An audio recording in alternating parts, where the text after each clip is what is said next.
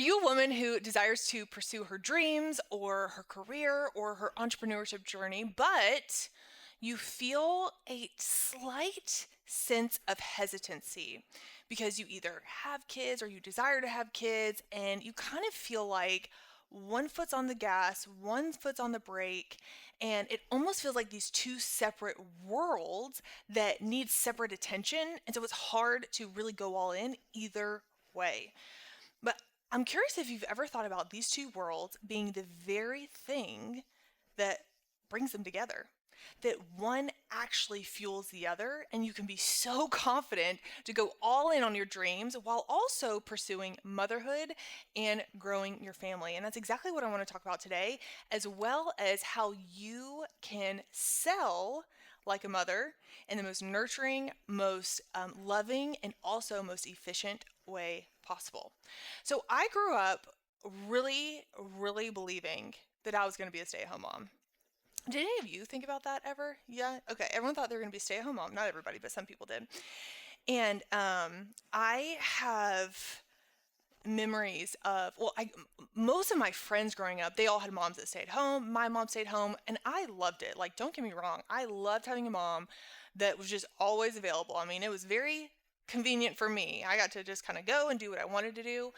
And I remember like working so hard in school. Did you guys work hard in school, or is that just me? I busted my tail. Did you all worked hard? No, a little bit. All entrepreneurs are different. Some entrepreneurs are like, I just barely did anything, and then some just are way overachievers.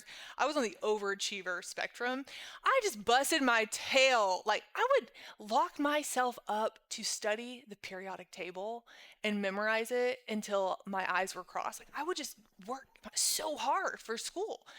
And I remember my mom driving me to school, like in her robe. Did y'all's moms ever drive you in her robe?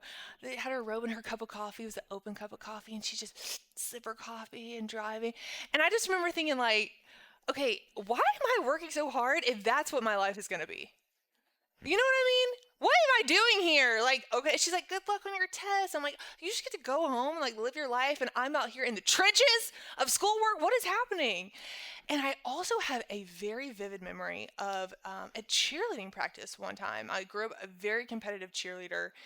And I remember all the moms were all friends, and they'd all kind of sit together and hang out, and they'd all be there early, and they'd all watch through the whole practice. But there was one mom that would always come late. Someone else would bring her kid, and she'd come late, and she'd always have her pantsuit on. And I vividly remember she never really sat with the other moms. She always just kind of sat to herself. And I knew she was a single mom, and I knew that she wasn't, I don't know if she wasn't accepted or didn't feel included, but she was alone. And I remember thinking, like, I feel so sorry for her. Like, she has to, is what I thought. And I remember thinking, like, I want to make sure that I have friends growing up. I don't know if those were conscious thoughts, but when I look back, the dots don't connect until you look back sometimes. When I look back, I'm like, wait a minute. Okay, well, I don't know about this. But I also busted my actual tail to be excellent in every way that I could. And I ended up getting married at about 22 years old, actually 22 years old, and I also got my job around that time as well. And so I was in this time where I worked so hard because I wanted to find me a husband and get my job that I wanted. And it was like these huge milestones, these most important parts of my life were behind me. And I was so sad. Did y'all ever experience that at all, or is that just me? I'm like, wait a minute. I worked so hard to get married, to have a job, and now this is it? Are you kidding me right now? Now, I was a nanny in college, and I nannied a family with 5 kids. This many. 1, 2, 3, 4, 5. And that was the hardest job I had ever done. Whoo, baby. And that's when I knew, okay, I ain't having kids yet. That's for dang sure. I know I want them, but I'm not having them yet. I was only 22 years old. So I was like, okay, I'm supposed to basically wait for time to pass until it's like time to have kids. And then I just say, like, is this what my life is right now? No, I'm not doing this. Okay, no.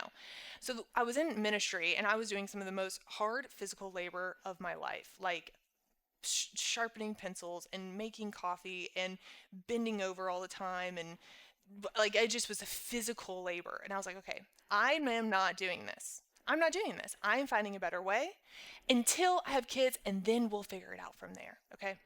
So I found this girl. She was posting on social. This is in 2015. And she's like, I make all this money just by sharing my life on Instagram. And I'm like, what? That is the play right there. So I ended up meeting up with her, and she was telling me about this opportunity. And it was actually network marketing. And what's crazy is I didn't even know what network marketing was at that time. Isn't that wild that there was a universe in which people like didn't know what that? Just crazy. And so I was learning about it, and I was like, oh, all I have to do is share my life. This is so cool. And so that's exactly what I did. Made absolutely zero money doing that because I was just sharing. I wasn't selling. But when I learned how to sell, and the story is really my dad kind of approached me and said, hey, I'm watching you on Instagram. I like appreciate your efforts. You're doing such a good job. I'm so proud of you putting yourself out there. And you're coming off so ashamed to sell. And I'm like, ashamed? What are you talking about? Ashamed? When you're ashamed, you hide. I'm showing my face constantly. I'm doing the opposite of hiding. And he said, you're showing up, but you're not talking about what you actually sell. And I was like, wait, what? So when I learned how to sell from him, I would go and I'd practice. I learned how to sell, and I started making money. I was like, whoa, okay. So you're telling me I could learn how to sell. I could take the skills that I was already like that I was learning and put them in the container in which I was already using, which was Instagram stories, and I could sell. Like I didn't have to change what I was doing. I didn't have to change what I was selling. I didn't have to work harder, work more. I just had to do what I was already doing with skill. It blew my mind. I couldn't believe it. But I would tell you the moment that my mind absolutely like just blew is when I went to Starbucks. I went to Starbucks, and I was just learning my sales skills. I was having so much fun. I was in the game. I was making money. I'd had my first $10,000 month, and I couldn't believe that 10,000 and month go together in one sentence. I'm like, this is insane. And I was in Starbucks, and this woman was taking my order. And I was like, hey, I want a tall, skinny, extra hot vanilla latte. And all she did, she was looking down, and she just said, we're out of vanilla. Just like that. And I was like, oh, okay. I'll just try this. I'll just try that. It's fine. And I was so thrown off from just her telling me we didn't have vanilla. And when I went to the side to wait for my drink, I started thinking, I was like, oh, I know why I'm so bothered by that. Because when you guys are in your jam, like, tell me if this resonates with you, okay? You're in your momentum, your sales girl momentum. You're like doing your thing. You know, when you've had a good streak, and you're like, ain't nobody can touch me. Y'all know what I'm talking about? Things are going right. You're feeling so good.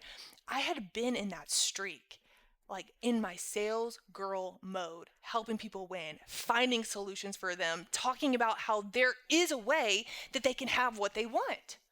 And when this girl just straight up said, you can't have what you want, I'm like, wait, you live in a world in which there's either yes or no. There's not a better way.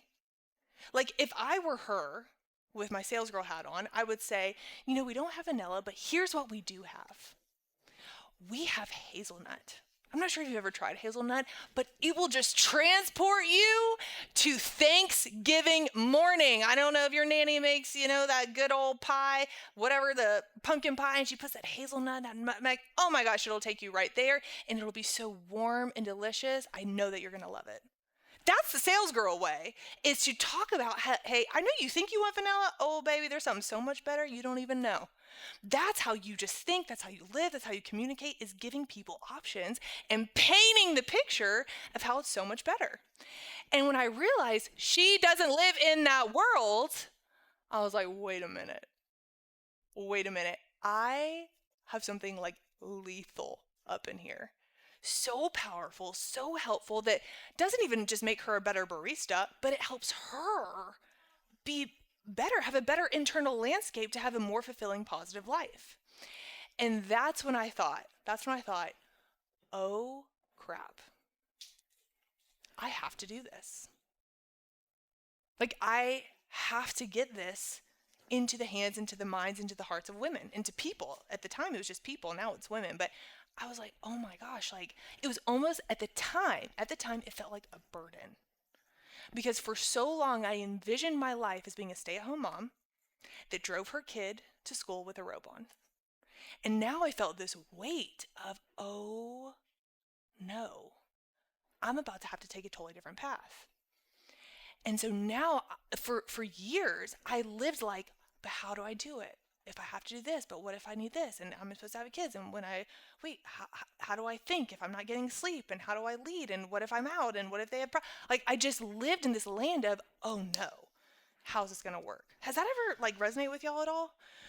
Well, I want to tell you the kind of where I'm at right now and the journey in which I've gotten here and how I now see that motherhood, or excuse me, that entrepreneurship is the thing that makes me the absolute best mom that I can possibly be. Is that okay if I share that with you?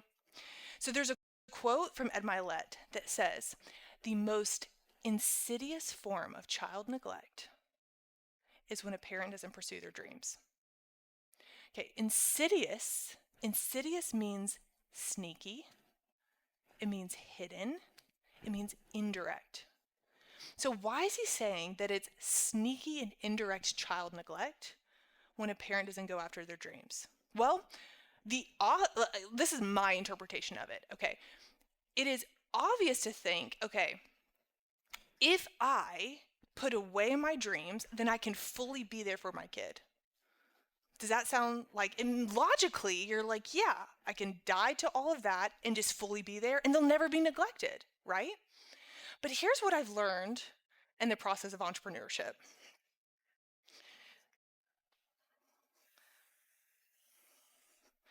This right here is your good enough mountain. This is the mountain in which you stand on when you don't go after the fire that's in your heart. And everything is actually pretty good. You have good enough confidence. You have good enough comfort. You have good enough competence. Like you're a pretty competent mom. Like you can make peanut butter and jelly sandwiches and you can, like follow a schedule and feed your baby and pick them up on time. Like it's good enough. It's pretty good. But what's really amazing is this mountain, which is the more than enough mountain. This is the mountain you stand on in which when you do pursue your dreams. And this mountain you see, oh my gosh, you see a view that is just undeniable. It's the view of abundance. It's the view of the more than enough home that you've always dreamed of, the more than enough vacations you've always dreamed of, the more than enough business you've always dreamed of. It's like so much more than you could ever ask or imagine. The problem is that you have to, in order to get from here to here, you have to travel here.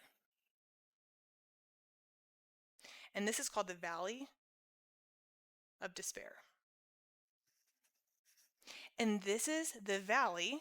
I know it's going to sound intense, but are y'all okay if I get intense for a minute? This is the Valley of Death,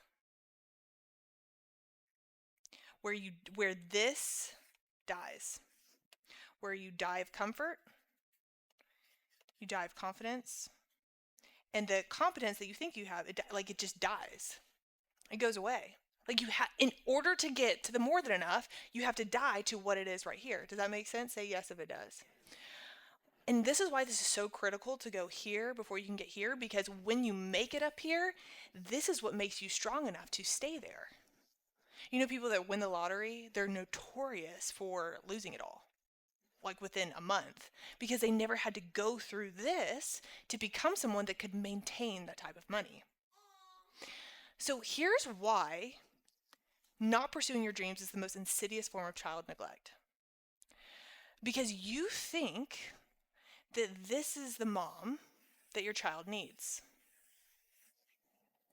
The mom that can just physically, with her physical self, can just be there all the time. And I'm not discounting that. That is so important. And listen, I have some standards that I'm going to talk to you about in just a second of like my standards of me physically being there, and I don't play with those. Okay, I don't mess around. So hear me when I say that. I do not mess around with the physical presence.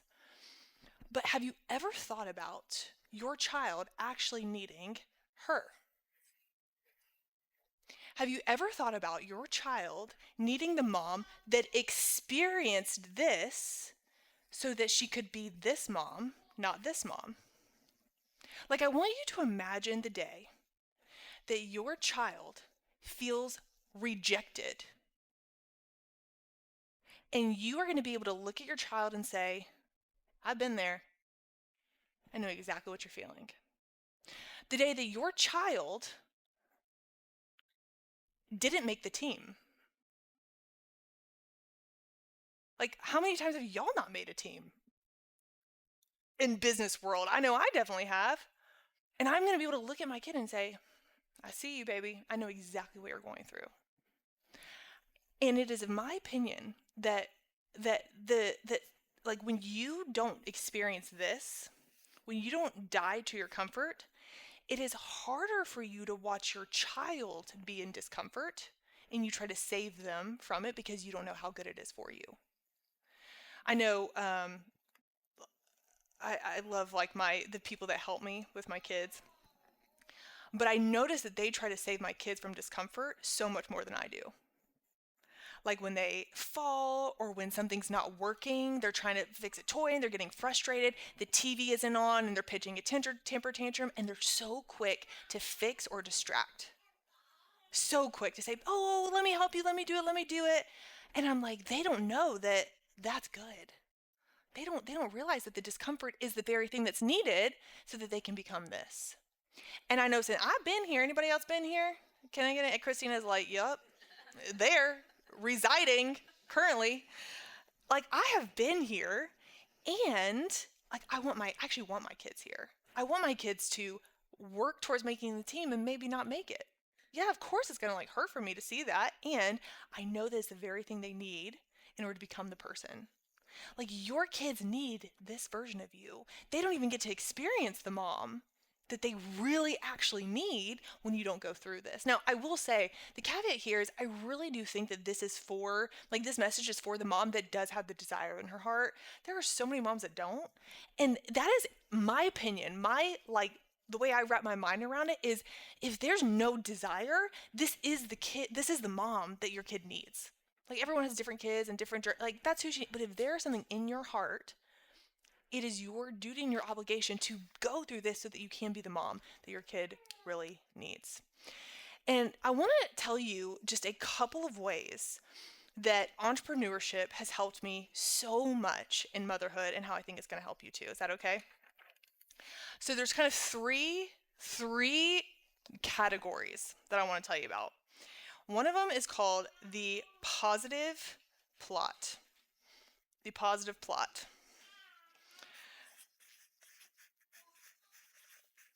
So I know I just mentioned Daniel Priestley and sitting with him at Offer Mastery Live at backstage, and um, I had so much fun asking him questions. But my favorite question that I asked him was, I was like, Daniel, were you like, did you grow up with having money, or did you kind of always know you were going to be successful? Did you have a quick route to success? Like, tell me a little bit more of your story. And he said, oh, no, no. He said, I grew up really poor, but I always knew. I always knew there was something in me. I always knew I was going to be successful.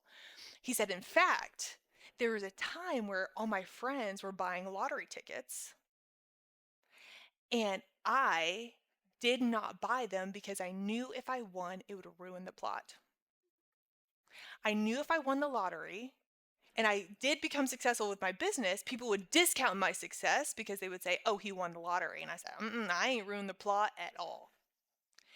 And I was like, oh my goodness, that is the best way to look at obstacles. Like, how so many of us have all this stuff that feels like it's a disadvantage. Like, I know Christina, she was like, I love listening to y'all because y'all have kids, and I know that when they talk about business, um, I don't have the chance to say, oh, well, they don't get it because they don't have kids, because they do have kids, right? And it can be easy. In fact, I actually recently watched a video where he was like, those have had kids, like, you literally can't work on your business as much as you want to. And recently, my kids went to Athens for the weekend with their grandparents, and I had a Saturday to myself Do y'all know how much I got done on Saturday without having to like the taking time? But I sent it to them. I was like, y'all have no idea what just happened. What came out of me. It was insane. And it's easy to think, oh man, like people who don't have kids have it so much easier. But what if you were just like, you know what? No, this is actually part of the plot. Like actually, the sales girls are going to build a business in which we've had how many kids in how many years? Like 6 kids in 4 years. Oh, we're going to do this while we have a 1 and 3 year old. We're going to do this while we have a 12-week old, a 2 year old, and a 5 year old. We're going to do this where oh, this is part of the plot. This is part of the story right here. Or like, how many times have y'all gotten sick, or someone else is sick, or oh, you have to move. Oh, um, someone like came in your life and you didn't expect it and it threw you off, and the economy and the recession and da da da and this and the politics. What if you were just like, oh, this is going to make the story really good? It's part of the plot. Like, don't you guys want a cool story to tell one day? Like, what if you just thought about it as your life curriculum? And I want you to think about this with your kids too. Like, your kids are gonna, like, again, not make a team. They're gonna get bullied. How many of you were bullied growing up? Everyone is bullied a little bit. I mean, how do you even, like, have, everyone has been mean to, or something has happened. It's part of the plot. In fact, me telling you that I grew up in a high achieving household where I was literally locked in the basement studying for weekends at a time to do well in school. And now I look back, I'm like, oh yeah, it's part of the plot. Like, there's no way that this could have happened if I didn't go through that. I'm so thankful I had the parents that really pushed excellence on me, and I'm so thankful that it happened. And as your kids are going through stuff, what if you had that posture for them and just were like, oh, this is part of your curriculum to become who you are about to become. So that is having a positive plot. Next, these all kind of go together, but they're all different angles. Positive intentions. One of the most important components of selling is high intentions, low attachment. Have you guys ever actually I just did a podcast interview with a guy yesterday. He was so amazing. Oh my gosh, he was just so thorough and did such a good job, and he was telling me about his wife who just started a business. And she was in dentistry. And so she was starting a business, something about the mouth health, and it sounded amazing. But he was like, yeah, she's having such a hard time. She had no problem selling things when she worked for a dentist, selling things like lasers, selling things like certain toothbrushes, selling things like x-rays. She had no problem. She was actually the best of the best. But now, all of a sudden, she just cannot seem to get over that mental bridge of selling her own thing. I'm like, right, because she was had such a low detachment for the results of the dentist versus the attachment to her own results. So this low attachment, it makes you be like, cool, either way is great. Like, I know you're going to be amazing. I know I'm going to be amazing either way, but I'm still going to have high intentions of my communication about the offer. So I want you to picture this, okay? Are y'all ready? Picture this. You go through labor, you birth your baby, you're holding your baby, and you're just looking at how precious the baby is, and someone from the future comes into your hospital room. You won't believe this. I just came from the future. You're not going to believe this. That baby that you're holding right there, oh my gosh, better than you ever expected. They are a billionaire. They invented an invention that saves the world. They have an amazing family with amazing kids, and they still love you. They like want to be around you. In fact, they're their next door neighbor. They are so much better than you could ever imagine. Enjoy the ride. Enjoy the journey of raising them, because they are about to have an amazing life. And then they leave. Okay? And now you're like, oh my gosh, no matter what I do, they're gonna end up amazing. Okay? And so now you start. That doesn't mean they don't have a crazy childhood. That just means like everything they do is part of it. Okay? So you're raising them, and they get tattoos all over their body. You're like, well, not what I thought was going to happen, but maybe that's part of their success plan. Okay. Doesn't mean you're not going to parent them. Doesn't mean you're not going to be really intentional with them, but they're going to end up just fine. They got arrested. Get the call. Mom, I'm in jail. Whoops. Definitely not ideal. I'm going to go pick you up and parent you, but part of the plot. Maybe it's part of the plot. I don't know. Like, what if you just really believed that they were going to have an amazing life either way? And I'll tell you why this is so powerful. Because it helps you not spiral out of worry. I grew up with a sweet grandmother. We called her Ninny and Gigi. And we went to her house a lot. This woman worried every second of her life. She would cut the circulation off of our feet when she tied our shoes because she was so scared that they were going to come untied and we would trip. She would like triple knot them. I'd be like, Ninny, watch my cartwheel. She's like, oh my gosh, but be careful. Ninny, let's go do this. Oh, but what if this happens? What if you hurt yourself? What if it doesn't work out? What if you don't make the team? Oh, and she, talk about burnout. She was like burning out as a grandmother because of worry, not because, and she couldn't even enjoy the journey of raising us. And that's what happens when you have this mind, this visual in your mind of like, what if all these bad things happen? What if I get rejected? What if this doesn't work out? What if they say no to me? What if they tell me they're not going to buy my offer? Like, who cares? Like, what if you knew for a fact it was all going to work out either way? High intention in your parenting, low attachment. You're not attached to what the results they have. You just love them so much and you believe the best is going to come. That's how I want you to think about your selling. I have the highest intentions of speaking so clearly. I'm going to speak to you like your life literally depends on it. And if you don't buy, I know you're going to be okay. I want you to think like relaxed intensity. And if you like imagine, I know all of you are in labor with your business baby right now, but imagine someone comes into your hospital room and says your business is 10 times better than you ever imagined. Enjoy the ride. And just every hiccup, every hardship, every uh-oh, every whoopsie was, oh, this is part of it. It's going to be better than I ever anticipated. I have one more area to think about. So we have positive plots, positive intentions, and positive expectancy. Positive expectancy.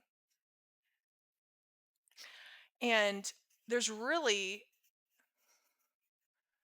no better person to talk about positive expectancy than Mr. Dennis Waitley from The Psychology of Winning. Have you read The Psychology of Winning, anybody? Okay. Yeah, you have not. Have you all? Okay. Well, I kind of just want to read a part of the book about positive self-expectancy and then relate it back to parenting, if that's okay. Right, ready? Positive self-expectancy is pure and simple optimism.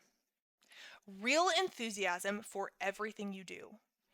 And optimism, ready? Optimism is it's what? Expecting the most favorable results from your own actions. There was never a winner who didn't expect to win in advance. Winners understand that life is a self-fulfilling prophecy, and they know that you usually get what you expect in the long run. So winners accept the belief and the hope and a deep, unbreakable faith is the eternal spring from which all creative, motivating energy flows. In your quest for excellence, there are how many?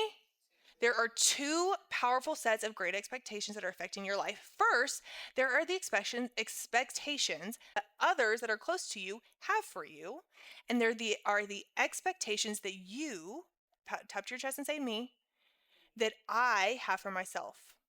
While we all try to rise to the expectations that others have for us, there is no question that our limitations in success will be based on most often our own expectations for ourselves.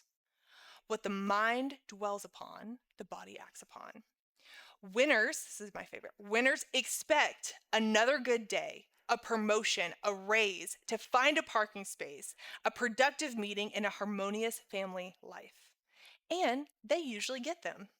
Winners know that their actions will be controlled by their current obsessions. Y'all, obsessions? You don't say obsessions casually. When you're obsessed with something, it's all you think about. Winners know that their actions are controlled by their current obsessions. What are you obsessing over? Losers generally expect more of the same frustrations. They expect more of the same problems, the loss of a job, a dull evening. How many of you walk home, you're like, it's another Another bedtime routine. Here we go. A dull evening, bad service, and failure. Most importantly, losers expect to feel bad and to get sick, and they do. I always get the flu in the winter. Oh, here comes the cold. Optimism is a way of life. Some techniques for generating a greater attitude of positive self expectancy include the following. First, look at problems as opportunities. It's part of the plot, baby. How are we about to figure this out? Search for the favorable aspects of every situation. Next, learn to stay relaxed, low attachment. Learn to stay relaxed and friendly no matter how much pressure and tension you're under. Y'all ever feel like you're under tension? I know I do, but we're relaxed, a relaxed intensity. In the beginning, it's likely you're going to have to fake it till you make it. But the truth is that both calmness and courage are learned habits. And there's no better way to learn a good habit than to actually getting in and doing it and living it. Next, this is very important. In dealing with other people, instead of griping, try praising. In place of cynicism, try optimism. Instead of being unhelpfully critical, try being constructively helpful. You know these are learned habits too, and everyone is dependent on others for at least part of their own positive self-expectancy. This is my favorite right here. And next, get excited and enthusiastic about your own dream. This excitement is like a forest fire.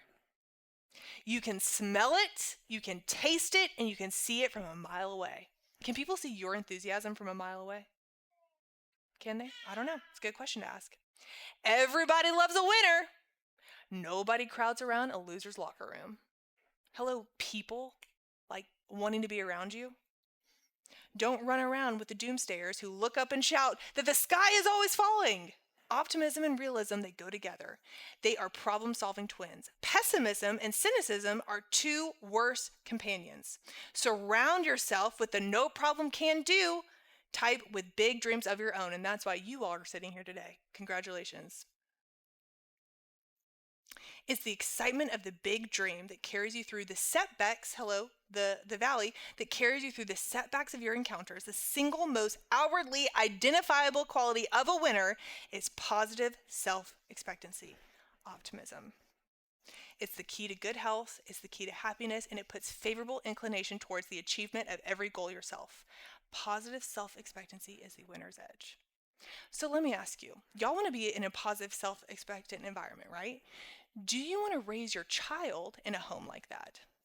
This is why there's no such thing as a work life and a home life. Like if you have positive self-expectancy at work, you're going to have it at your home too and create that culture at home. Now, when your kid, let me ask you this. When your child says, "Mommy, I want to play for the University of Georgia football team. I want to be in the Super Bowl." Would you ever be like, "Baby, you're going to be small. It's probably not going to work"? You never say that, right? You look at them and you say, "Oh, absolutely you will. I'll see you in February of 2050 whatever, 56 for your Super Bowl game." When they try out for things, when they are like putting themselves out there, when they're doing a test, when they're studying, you look at them and you say, "Oh, I can't wait to see that 100 on your paper." Like, what if you looked at your clients that way and just expected the result for them? Someone's got to expect it, and it might not be them right now, but it can absolutely be you. This is why you becoming a person that what we call as a sales girl, like a proper sales girl, believes in the most favorable outcome will 100% happen. Do that in your business, and I can promise you, when you do that in home, your kids will fall into suit. Oh, I know that bed's about to be made when I walk upstairs. There's no doubt. You always listen. You always obey right away. I can't wait to watch you on that tennis court. I can't wait to watch you slam that ball. Oh, you're going to kill it. Like, whether it does or doesn't happen, it's going to make you better. I actually was watching this, it was in my membership portal for a program I'm in, and he was talking about self-expectancy. And I just love this. He was actually talking about, this is so sad, but his son was actually in the hospital. And he just had a car wreck, and he said, "I did not expect anything but the best positive outcome to happen. I didn't let a single doctor come in there and start telling me possible bad news. I didn't let a single person come in there and cry at his bed. It was only positive expectancy, communication, belief, thoughts, conversation, period. His son ended up passing away, and he said, positive self-expectancy, it doesn't change the result, but it makes you better. It makes you better. You become someone that creates a culture of belief in the positive. Whatever the results end up being, don't you experience a better experience when you believe in the positive outcome? What if your kids walked around like that thinking, oh, the best is about to happen to me? There's no doubt in my mind. That is salesgirl things and that is mom things all day long. And I really hope this was helpful for you, and I hope that you see that your journey that you are either about to go on, the journey that you are currently in, is the very thing that is required for you to be the mom, for you to be the woman, and for you to be the queen of your home that your family needs you to be. So go create positive plots, have positive intentions, and have positive self-expectancy.